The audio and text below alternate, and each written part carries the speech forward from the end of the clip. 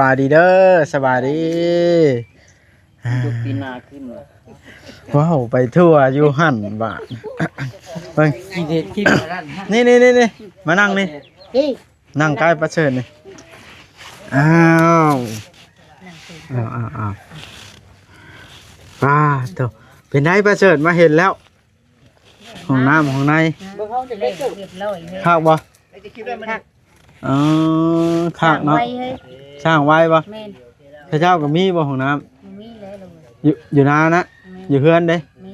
มีแต่อยู่เฮือนเนาะโอ้คำลาได้ก็ดีใจน้ำเพิ่นเนาะพอได้เข้าเวลาแขกคนมาหรือว่าเจ้าของฝนตกผ้าลิ้นเนาะก็สะดวกมีห้องน้ำล่ะพอดีใกล้เฮือนแล้วเฮือนเราสิตั้งบ่อนนี่เนาะสมมติว่าเหมาะเลยอย่าลืมกดติดตามเพื่อเป็นกำลังใจให้ผมด้วยนะครับทุกคนขอบคุณมากๆครับโถพี่น้องโดยเปิดภาพขึ้นกับคำค่อยลงแรงระบาดนี่ทางป้าเสิร์ตก็มาเยี่ยมยามสบายดีเด้อสบายดียุคปีนาขึ้นเลยว้าวไปทั่วอยู่หั่นบ้านเฮ้ยกินเห็ดกินอะไรฮะนี่มานั่งนี่นั่งใกล้ประเชิญนี่อ้าวป้าเถอะเป็นไงประเชิญมาเห็นแล้วห้องน้ำห้องในข้าวบ่อ๋อข้าวเนาะสร้างไว้บ่พระเจ้าก็มีบ่ห้องน้ำอยู่นานะอยู่เฮือนเด้มีแต่อยู่เฮือนเนาะโอ้คำลาได้ก็ดีใจน้ำเพิ่นเนาะพอได้เข้าเวลาแขกคนมาหรือว่าเจ้าของฝนตกผ้าลิ้นเนาะก็สะดวกมีห้องน้ำล่ะพอดีใกล้เฮือนแล้วเฮือนเราสิตั้งบ่อนนี่เนาะสมมติว่าเหมาะเลยเพิ่นว่าเอาวิพุทธทำไมฮะไอ้บอกคำลาคอยกันนะไปไอ้มันหิวนอนน่ะเนาะลูกแม่นบวกกันหลายอันคอยก็ไปกวดมาว่าคออักเสบเพิ่นว่าไปกวดเว้นนี่ยามันหิวนอนได้จ้ะบางทีแต่มันนอกอยู่ลงก็ได้หรอนักโมกันละเป็นไงแม่เชิดว่าไปเฮ็ดนาอยู่พุ่นนะเรียบร้อยละอ๋อคือไวแท้น่ะตัวเอาลีเด้อคงอยากพามาหามาเบิ่งกันเนาะแม่นพามาเบิ่งห้องน้ำกำลาแล้วก็นึงข้าวปลาไผ่นี่แหละเลยยากกำลายากไปแล้วโดยโอ้มีผู้ช่วยลูกกันแล้วไปกินหนึ่งข้าวจักไปได้จะกินมันผู้ยิงกันแน่เนาะโดย4 มื้อคอยกันดิไปลกกะทั้งคืนทั้งเว้นเลย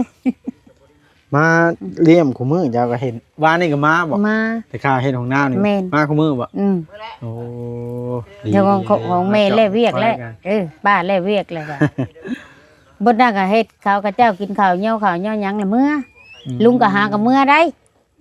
โดยแต่มื้อตั้งเลยมือตั้งมือย่อเห็นแล้วมาเฮ็ดซอยแม่นอันลุงเฉิดเนาะแม่นก็เดี๋ยวอยู่ในนี้แหละถึงว่าสร้างไว้ว่าแล้วเรียบร้อยบาดยังก็ตั้งอันนี้ว่ะ4 มื้อช่างนี่แน่นอนอันนี้เนาะแม่นไว้อีหลีไว้ได้ถ้าเราเฮ็ดบ่แม่นเว้าถ้าเราบ่กินเบะเนาะเฮ็ดจับเจืออีหลีได้ถ้าเราเฮ็ดคักมันก็เฮ็ดข้าวผาเถียงป้าก็ยังบ่ถึงแป๊บเดียวเนาะแป๊บเดียวแม่นแล้วเฮาก็สิไปบอกเราก่อนเราเฮ็ดสิแล้วแล้วกันเราพาจะใช้เงินบอกเราว่าเฮ็ดแล้วเฮ็ดทั่วพุ่นแล้วว่าจังสิเอาให้เนาะติดหนี้ไว้ก่อนเด้อเงินก็ยังบ่ได้มีเด้อเดี๋ยวนี้ติดหนี้ไว้ก่อนอยู่นำมันบ่ซิดพุ่น 3,000สิไปเอาน้ำลาวก่อนจะสิมาจ่ายแม่นผู้ใหญ่เพิ่นว่าอันนั้นฝากมาทางนั้นนะล่ะมาซื้อกับข้าวน้ำเลยเพิ่นว่าเพราะว่าเฮาค้าเวียกเด้มื้อนั้นซื้อกับข้าวเพิ่นก็แม่นมื้อมาเฮ็ดห้องน้ำเฮาก็ว่าสิมาอยู่น้ำอยู่แหละแม่นเฮาบัดติดเวียกทางนั้นบาดเลย ได้ยินลุงเสิร์ชว่า โอนหน้าที่ให้เพิ่นเลยบัดนี้ เบิ่งนะครับเขาให้ได้ลุงเสิร์ชเลยว่ะ เต็งมาถามว่ามดไปเสียตาเสิร์ชแล้วว่าร้านบ่นั่นสบายป่ะ อ่า มึงจะเมื่อบ่หากป้ามาบ่ทันมื้อน่ะ เลย เต็งว่าบัดตื่นมาบัดได้บ่าวซิดเด้อบ่ซิดบ่เรา บ่เวียง เออ บ่เวียง ก็บ่าวซิดแล้วว่ะ ตู้ชีด เออ อืม อ้าวเต็งว่าบ้านนี่ เรียบร้อยแล้วบ่เพิ่นว่า ญาติบ่พร้อมนั่นว่าสิถ้าเจ้าว่าสิเอาไปพักของหมด แม่น แล้วเราน่ะ มานี่เลย ตอช้า เออตอนเช้าละมาบัดนี้เลยบัดนี้ว่าเจ้าว่าโอ้ย50ว่ะแห้งว่าจะแล้วแต่ว่าคันบวมไขหลังเลยแห้งอีหลีได้ มันเป็นอันนั้นเป็นผีใช่หัวปอดก็มันสิเอาบ่ได้นี่ โอ้ย แล้วก็มาภายหลังหยุดทำงานเบิดทั้งสองหน่วย คันเป็นถ้าเจ้า โรคไตวายนะ คันเป็นถ้าเจ้านั่น หัว เขา ใจ หมด วา จัก ย โรคไต ลูกไต ไตคือมาภายหลังนั่นเด้ 3 เดือนลูกก่อย3 เดือน3 เดือนเบิดเลย3 เดือนถือว่าป่วยเล่เลย อืม มาพลังนั่นล่ะคอยนะลูกเอ้ยขออนุญาตนํคอยเบื่อกบจนเท่าคู่มือนี่ เป็นหยังอะนะ เอามาละจี้เพิ่นหอยใส่เกลือจี้ชวนผู้โซ่แล้วกินของเพิ่นหอยกินเกลือ เอาแล้ว เกลือเพิ่นก็หอยกินได้เอ้ยแบบพริกก็หอยกินได้หอยกินเค็มได้ ที่โรคไตนี่เนาะ แม่นลูกขอระโคญาตินํแม่ลงกะล่างเลยกำมาบักพริกเชื่องหักเนียงใส่ข้าวกินขอญาติเอาข้ามือบัดมันเสีย12 ปีโอ้ยไถนา นี่2 ปีเนาะ ไถนายุ่ยๆกระตูความตื่นซ้ำความหลาน ใหญ่แล้ว ซ้ำเดียวแล้วคือซ้ำเดียวแล้วก็หลาน เจ็บป่วยก็ต้องไปเนาะ ใบก็เอาชุดความสามารถแล้ว ขอ เนาะ แห้งไปเมืองน้องตาดให้ปุ๊ไปหายามาปัว อืม พ่วงลงเพิ่นว่ามาใส่พ่วงลงแล้วเศร้าว่ะ อืม ขอยยังได้ย้อนอยู่ขอยเล่าไปงี้โบราณน้ำเจ้าเอาไปสวรรค์นะเพชรได้เพชรน้อยตัวหนึงเข้ามาน่ะสาธุขอยว่าให้มันเป็นเจ้าเป็นนายกว่าเก่าเด้อตอนนั้นได้กิน ฮะ ต้มพะหากพักอีเลิศเลยเช้าไร แล้วเอามาลูกเจ้าบัด เอามา จบเลยบัด จบเลย มาฮอดเดือน3 เดือนบ่ มาฮอดเฮือนแล้วก็ปล่อยสิเล่าเด้อขออนุญาตนํ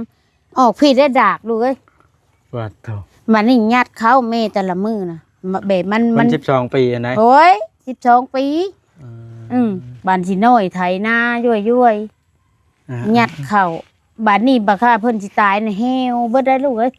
เหี่ยวแล้วก็ดำเมียงๆนะบ้านนี่ อืม แล้วก็ใบเฮิง คนเฮาเนาะ อืม ยื้อจนชุดความสามารถ แม่น บ่มีไผอยากให้เกิดดอกเนาะ ถ้าคอยจนว่าเป็นบ้าเลยหลงหนาหลงหลังเลยขมากซ้ำนี่คอยบ่แจ้งนะลูกเอ้ย เคี้ยวอยู่ บ้าน นั่นบ่ แม่นเวลาคอยให้คอยก็ให้กลางคืน หลานเนาะหลานน้อยข่อย แม่น มาใครหลัง บ้านนี้ถ้าบ้านนี่ก็มาถามคอยลูกคอยเป็นก้อนได้ถ้าบ้านตูมแล้วว่าเช้าบ่ประเสริฐลูกเจ้าบ่คอยว่าบ่มีหยังมีหยังให้กินโลดคอยว่า เขาก็บ่เช้าเขาจังมาถามมันนะว่าลูกคอยเช้าคอยว่ามีหยังให้มันกินโลดคอยว่าคอยน่ะพิษใจแบบมีหยังคอยก็บ่ให้ลูกกินคอยน่ะ มันแนวมันเอาบ่ได้ แม่ ซะ น เนาะ แม่นบ้านนี้มันอยากบ้านแรกเลยบ้านนี้ก็แม่สิอยากให้เด้อแม่ก็เป็นหัวใจวายป้านี่เป็นหัวใจวายไปปัวสวรรค์ลงไปฮอดผักของบ่ได้ก็เขาว่าปัวบ่ได้ดอกแม่เฒ่าเอ้ยคำเจ้าบ่ตั้งสติเองเขาว่าเฮ็ดได้เนาะหมานนอนมือกาดผากอยู่ลูกใส่ทั้งตั้งแล้วโอ้ยกูย่าแล้วบ่ขึ้นฮอดไฟเลยสิแล้วเฮาก็ดี จะว่าไปนั้น กูบ่ขึ้นฮอดไผแล้วกูย่าแล้วสิเลยย่าบ่าลูกเอ้ย แล้วยาไปเลย ย่าเลยขอยก็ตั้งสติได้ขอยก็อยู่นำลูก2 คนนี่ อยู่น้ำผู้ยัง ยังแม่นตะกี้ขอยไปขอเอาคนอื่นได้ของขอยได้3 4ห่อพระขาวเลยของพ่อแม่ก็2ลูกก็3หั่นนะ อืม ใหญ่ได้ไถนาโอ้ยความโลความดุ ลูกแท้ๆบ่ผู้เพิ่นเสีย แท้ๆนะ เป็นโลกเดียวกันกับหลานเขาเลย ลูกผู้ที่2ผู้ที่เสิร์ชนี่แหละลูกเอ้ยมานี่ก็อยู่มากับปู่เสียบัดปู่ของพ่อเสิร์ชนี่นะพ่อของลาวนี่ เขาก็ให้วุ่นแล้วบ้านแม่ก็ให้แล้วกินฮอดได้ป่วยยาได้เต็งคันเขาจนหัวมันเมื่อยแล้วลูกเอ้ยเมื่อยให้แนวหญ้าเท่าแล้วก็ยาหัวเถิดมึงจังว่านั่นเสิร์ชเจ้าคันเฮาคันเลยจะคันให้ตัวเองว่าคันว่าเป็น สติหลอนเนาะ หลอนได้ลูกเอ้ยขอยสิห้องคำลาได้ขอยห้องไปทั่วขอยจังฮอดคำลาห้องกินข้าวนี่ก็ดีเขาบ่ได้เที่ยงได้ใจเขาเลยนะ ว่าสิห้องคำลาโอ้ยลามไปทั่วจังฮอดคำลา การคืนเสีย ขอยบ่ได้มีสติเลยได้ว่าซื้อได้ ผู้ใดเป็นโรคไตนี่อย่างยากเนาะ ยากเลยขอยแฮงไปปัวบัดนี้ไปซื้อเอายามเขาว่ามาแช่อาบยาพงยาหยังบ่มีแต่โรคไตอย่างเดียวบัดนี้เอาไปใส่น้ำแห้งไข้ขึ้นได้ไข้ขึ้น คือละน้ำนี่มันก็อันไตแล้วบ่ทำงานล่ะเฮ็ดให้น้ำ นั่นแล้วจังว่าอันนั้นแล้วน้ำท่วมปอดแบบมันก้มนี่เลยเพศเล่าสุพังอันมักไขลังนะไตนะก้มอยู่ในนี่น้ำเลยแซ่เพิ่นเล่านะเลยปัวแล้วบ่เช้าเพศหน่อยนั่นเล่าสุพังให้เจ้าเอาขึ้นซะแม่เอ้ย เร็วเอาบ่ได้แล้ว เขาตัวเอาเงินจะซื้อมันเล่าคันสิให้เช้าก็บ่เช้ามันเล่าซิแหละหลายคนได้มาถามบ้านแม่ก็มาถามคอยเป็นลูกเรื่องนี้คอยว่าบ่ยังมีแต่ว่า แม่น เสียใจนำเรื่องที่เกิดขึ้นบ่ว่าภัยเนาะมีทุกคนลูก เบิ่งกันซั่นไปหาลุงแก้วกันเด้อขอบใจหลายๆมาเยี่ยมบ่าวคำลาเนาะมาเยี่ยมคำลามีความสุขแต่ลูกเอ้ยคำลานะโดยขอบใจประเสริฐหลายๆเด้อไปลูกไปเวลาที่เหยียบไม้สบายดีบ่าวจิตสบายดีเฮ็ดหยังอันนี้ตัดคลิปทำงานตัดคลิปคือเก่าเดี๋ยวไปเบิ่งลุงแก้วกันเด้อโอเคโอ้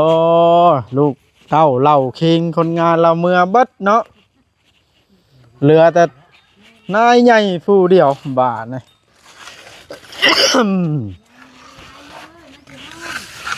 ฮะบ่ลงไปทางใดเบิดลูกน้องน่ะเมื่อเบิดล่ะมาหางัวคอกเข้าได้เนาะของน้ำเลยโอ้พอดีอีหลีอะไรมันกว้างเนาะ2 เมตร2 คูณ 2เบิด4ด้านเลยป่ะเป็นรวดเร็วทันใจพี่น้องสะดวกและว่องไวช่องลมมีทั้ง3ด้าน3ด้านเลยซ้ำสิเย็นเนาะ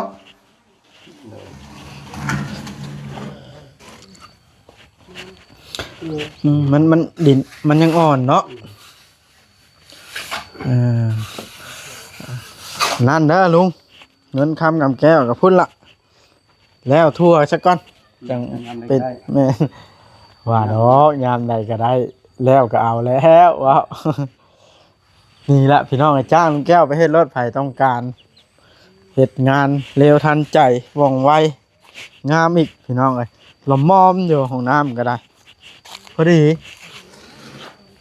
พี่น้องเอ้ย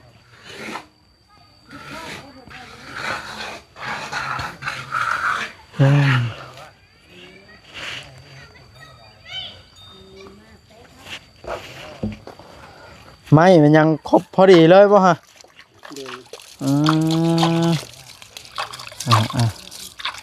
คือตัวตรงเป๊ะเนาะแมนไปเลย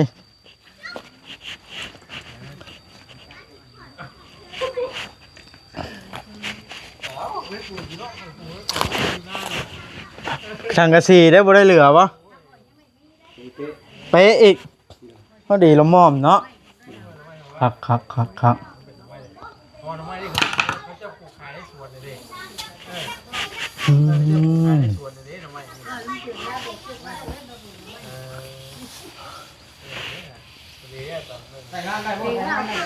ฮ่าเลยลุงเฉิดก็มาแล้วลุงเฉิดจากร้องแล้วบ่เดี๋ยวนี้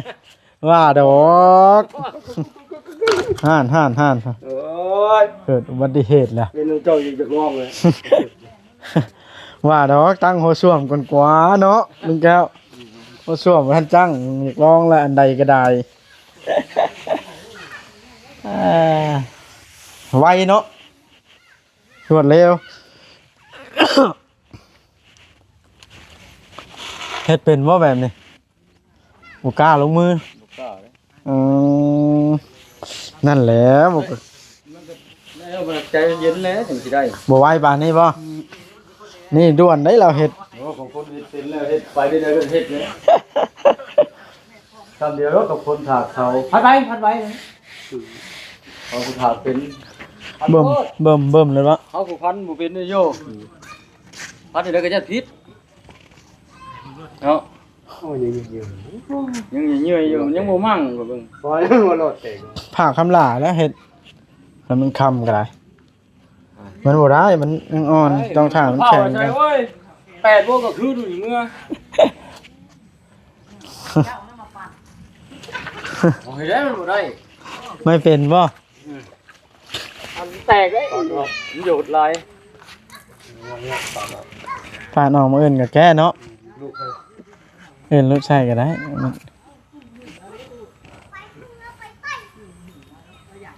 ลูกเบา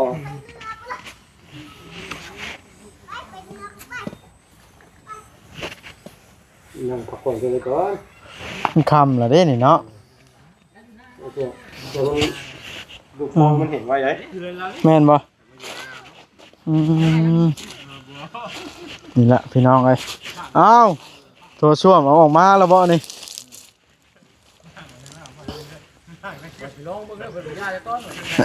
อันนี้ได้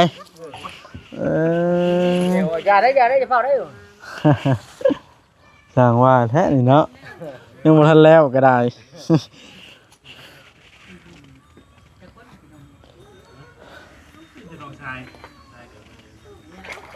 นี่แหละพี่น้องเฮาก็สิได้กลับก่อนน้ำบาดมันเริ่มค่อยค่ำลงแรงละเมื่อแม่นอยู่กับน้องชายหลาเนาะนี่ ตัดคลิปอยู่ ถามเมื่อพ่อว่าเจ้านะ เมียได้เอามาอยู่พี่บ่เอามันอยู่เฮือนตัวเองพี่แล้วเนาะฮะเป็นยังกันน่ะ พอว่าพื้นบ่แสเราให้คนเฒ่าเราแก่ต้นกล้วยมาให้ โอ้ เราก็ดูแถบเราแล้ว ได้ต้นกล้วยบ่ เอาผู้ใดจะบ่เห็นบ่น่ะ ยังแล้ว สบายดีเด้อ ได้ต้นกล้วยมันปลูก เจ้าบ่ เอ้า แต่ต้องเจ๊เจ้าบ่ดิ ต้นกล้วยปลูกอยู่ใช้น่ะ งอกไม้เพิ่มได้ ผู้นำนี่แหละ ดอกไม้แม่ อ๋อปลูกแล้วรักษาไว้บ่ แม่นต้องยังเผาได้ โอ้บ้านเฮ็ดได้งัวสิบ่กินเบิดประเสริฐ ไว้เขาหลาเด้อ ฮะเจ้าบ่ได้อุกบ่อุกเรื่องงัวสิกินข่อยเดี๋ยวนี้ เอาแบตเตอรี่ก็บ่กินจ้ะ มันสูงนี่นี่ เอามันก็สูงกันน่ะ เข้าเดี๋ยวมันใหญ่บ่ได้ว่ะ เผาจะไม่ใหญ่พ่อ เออ เอาแล้ว เอาอะไรได้มึงเที่ยว เป็นไตมันเนี่ยอันตราย อืมล้าง ติดเสียงได้ลูกเอ้ยหมดติด ติดน้ำบ่อแซนเด้โรคไตอ่า บ่ได้อีหลีด้วยเนาะ ฮะ สิได้ก็ถ่ายนำมื้อ มีแต่ว่าแนวนั้นเด้อไปค่อยสิกลับแล้วบาดนี้มันค่ำละเด้อบ่เสิร์ชเด้อเพิ่นให้บ่ ให้ บ่แซนให้บ่ เขาหยอกเดี๋ยวบ่ได้เดี๋ยว โอ้ไปหาโอ้ไปเด้อฉันได้หาตู้เดียวบ่ตู้เดียวนี่อยู่โอ้ใช่ก็ได้ยืนซื่อๆสิผิดบาทนี่ ฮะบ่แซนให้ ให้เบาใช่ไล่แล้ว ให้ว่าค่อยใส่ร้ายแล้วนะ ผมไม่ได้ทำมีน้ำแข็งอยู่บ่น่ะเย็นอยู่บ่มีแต่น้ำก้อนเย็นอยู่บ่นะอยู่คำละห่วยติงกันมีคำละเด้ เดือดบ่ ถือได้ลาวเอาลาปลูกไม้ให้หักษาบอกจ้างัวกินบ่ได้กินคนไปเบิดเงา แม่นบ่ นี่เนาะหมด แม่นแล้ว แต่ว่ามันใหญ่กว่านี้แต่บอกจ้าก็เนาะ กี่ที่เขาจอกเลยนี่ ฮะ จับก่อนเนาะ ช่วงนี้ครับไปดูดีแล้วนะ แม่น เป็นเหตุอย่างนั้นนะครับเพิ่นเนี่ย บ่จินนะ เอาไว้ จักเฮ็ดหยัง เอาไว้ ไปถามเพิ่นดู จักสิถามแบบใดถามเพิ่นเรื่องใด ถามเพิ่นเฮ็ดหยังนี่นี่วันนี้ เฮ็ดหยังเด้อนี่ ภูมิใจ ภูมิใจเรื่องใด ผู้มาว่าสิเรียกว่าได้เงินดำเงินเดือนเนาะเฮาโดดบ่ได้เงินเดือน บ่คำลานี่ได้เงินเดือน บ่เว้าข่อยนี่แล้ว เจ้า YouTube นี่แล้วอ่ะ ไผสิได้เว้าวิวซ้ำนี่เนาะบ่คำลา จังน้อยก็ขึ้นมื้อละอันนั้นเด็กน้อยก็ยังพอไข่เนาะบ่ มื้อ คั่น ละ ล่ะ 3-4เหรียญเด้ อันนี้ผักกดก็ยังบ่ทันผ่านก็อุกใจแล้วข่อย โอ้ยเอากระชั้นขอสิกลับก่อนเด้อซั่นน่ะ อ่า คลิปนี้นะเด้อ กลับก่อนบาทนะพี่น้องค่ำละให้บ่แซนเพิ่นทายไปกลับก่อนมื้อหน้าจังว่ากัน เ